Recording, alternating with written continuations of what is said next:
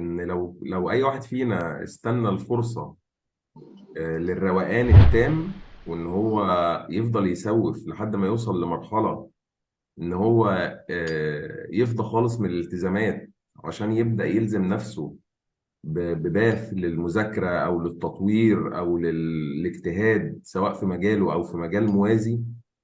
فما فيش حد فينا يعمل اي حاجه خالص. آه، يعني كان في كلمه كده دايما،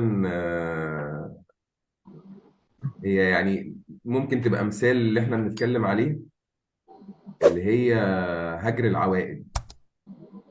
ان انا متعود على حاجه، ف- فانا خلاص هفضل ماشي عليها، مش هغير من اي حاجه. فانا مش هتطور ولا هعمل اي حاجه خالص في حياتي. اليوم اللي بقرر فيه ان انا اهجر العوائد بتاعتي، الحاجات اللي انا معتاد عليها ومعتاد على تكرارها يوميا، هو ده اليوم اللي انا هبدا منه نقطه التطوير. كسر العوائق، ان انا اكسر اي حاجه بتعيقني على الوصول للهدف ده. فهجر العوائد وكسر العوائق، بجد الكلمتين دول يعني بيلخصوا الطريق اللي ممكن اي واحد فينا يبقى متعطل بسببه. هي دايما بتبقى العوائق او القيود اللي بتبقى في طريق اي واحد فينا.